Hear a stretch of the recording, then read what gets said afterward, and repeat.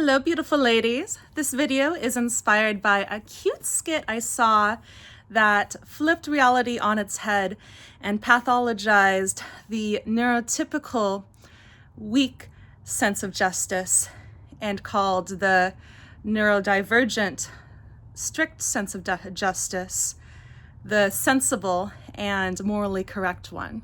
That was fun to watch. So there's one extrapolation we can make from this idea that the neurotypical person has a weak sense of justice.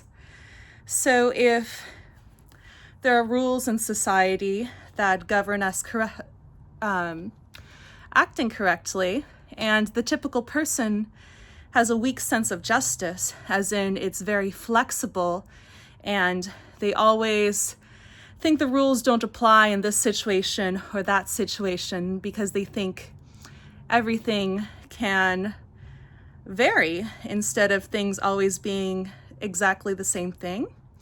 If that's the case, then it must be that the rules governing correct conduct in society have to be stricter than they actually need to be in order to make sure that these neurotypical people with this weak sense of justice actually act correctly in every circumstance. So what does this mean for relationships? We have this idea that gold digging is bad, that to seek someone out in love just because of their money is bad. And I'm sure to some degree that social norm is needed for some reason. I think there's a lot of individuals that need to ignore all those rules, which is the purpose of this channel. But we have to remember that if neurotypicals think the rules are flexible, then a neurotypical will think they're not gold digging, whereas someone who has a strict understanding of the rules will think the littlest things are gold digging and the littlest things are bad.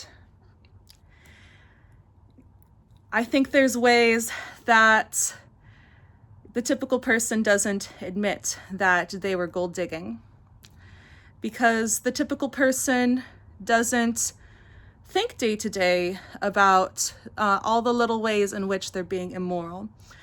Now, when I was younger, I used to have very strict morals. I had the friends that had very good strict morals. Supposedly, they had very good beliefs in gender equality. They believed you should get to identify as whatever gender you identify as. You should get to love whatever gender you love. You should love the environment. You should be supportive of various social justice causes. And I believed very strongly in a lot of these things. And I would look at my own life and see that I was taking so much more action in all of my day-to-day acts to actually do something day-to-day to further the ends that I wanted to see towards the changes that needed to be happening because of the morals that I had. And it hurt for nobody to think much of them. You know, I thought that my friends who shared these beliefs as I did would like it, but the typical person isn't seeking out a friend that has the very best moral beliefs. What they're seeking out is a friend who's attractive in friendship. And that's been a hard pill for me to swallow. I actually did find it out years before, about 2 years before I started my feminine energy education. I did a journaling exercise called A List of 100, and you're just supposed to list out 100 things you want. You're even allowed to repeat, you're just trying to list to get to everything that you want. And if certain things are repeating, you can also see a pattern in that. And I found that what I wanted was not actually the various changes that would happen in the world if my efforts I took, because of the morals I had, actually took effect. It was to be friends with people in those activist communities. And I didn't take too much action at that point in my life to actually just go towards the life I wanted. But in that one way, I did change the course of what I was doing. And instead of just trying to do the activism that did the most, or doing the most activism within those circles, I tried to make friends. I was trying to make friends anyways, but after discovering this about myself, I was being much more strategic. And I've mentioned this in a video before, that it's okay to want to make friends instead of wanting to do some good thing for the world because of what it does for the world. And I personally need that reminder, because I know that other people are actually doing things for social gain as well. It's just not natural to me. And there's nothing wrong with me having to take intentional strategic action to get the same results that other people get naturally because of their neurology. Here's another example of this. So one could interpret feminine energy as a way to manipulate men. You can think whatever you like about that. But if someone has neurology in which the actions that they think to naturally take are not the actions that give them the best results socially, I think it's then okay to then intentionally move so that they're getting the best results socially. It would be gatekeeping to say, well, you can't do what gets you the best results socially because you're doing it intentionally, and is therefore manipulation. Let's see. There's a friend of mine in the activist world that has put so much work in. I think she's on the autistic spectrum. I'm pretty sure of that. But I don't remember for certain if she says that exactly or if she says something slightly different. And she is someone that I got to hear about her desires for having children after I had a child. It happened a few different times to me that after I had a child, then some women in my social circle were in private with no one else around, confiding in me that they wanted a child, which was strange to hear because I felt very lonely when I was younger and in these social circles that I was in, because their morals matched mine, and then they, at least publicly, did not want any children.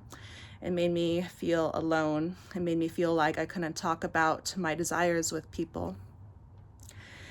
And I had talked to her once about her desire for having children. And I told her, I support you. I'd love to set up doing a babysitting trade so that, even as poor people, we can still have success in having children. This was before I realized that gold digging is just fine. But that's how I supported her at the time. And then talking to her again a couple years later about that possibility, she said, I actually don't think I'll ever be able to afford to have children. And if you looked at the location of this video, this is Seattle. We are swimming in men who make lots of money in the tech industry. And there are plenty of women who won't have anything to do with them because they just don't like them. And they would rather be poor. And in both of my marriages, I compromised a little bit in my morals.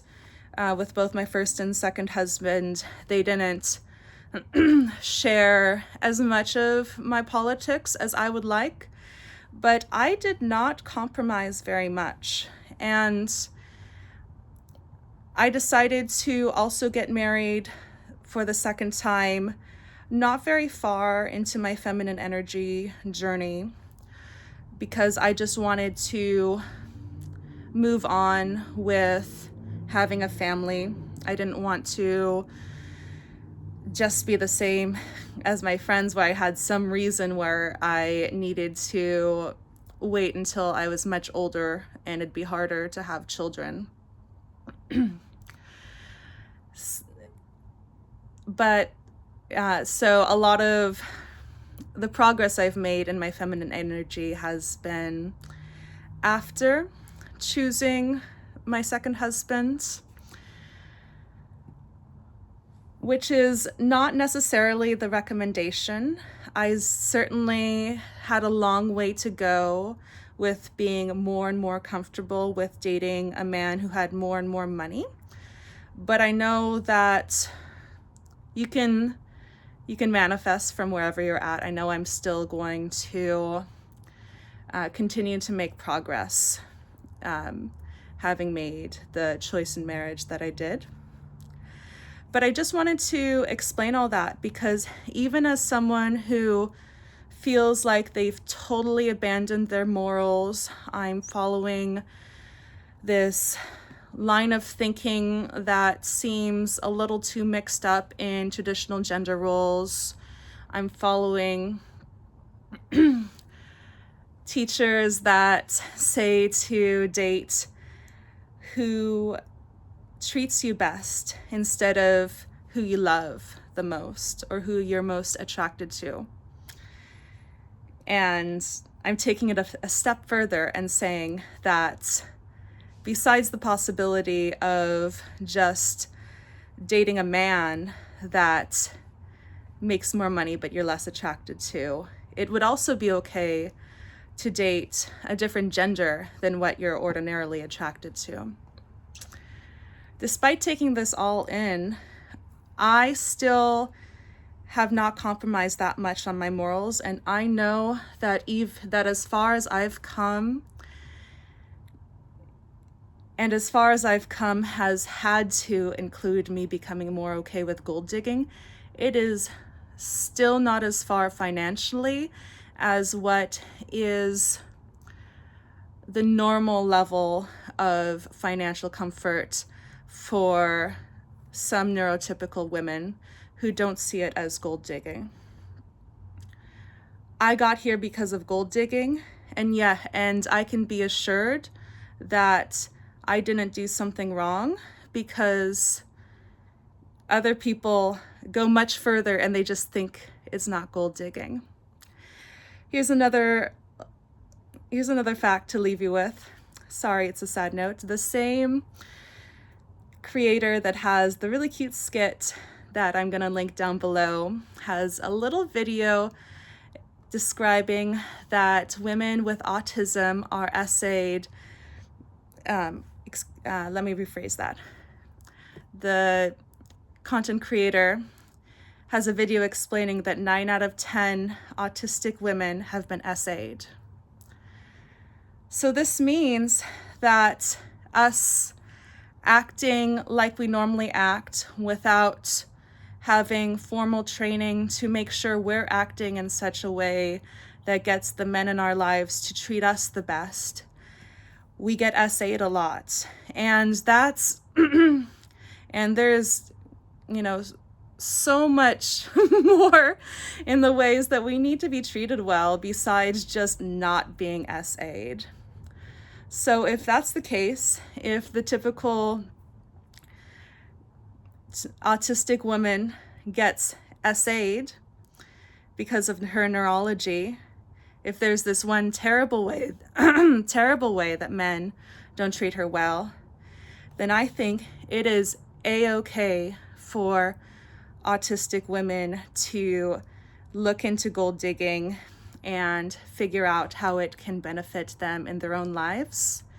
Because I assure you, there are other ways in which neurotypical people act that causes other people to treat them better, that we need to learn in a more intentional way in order for the men in our lives to treat us better.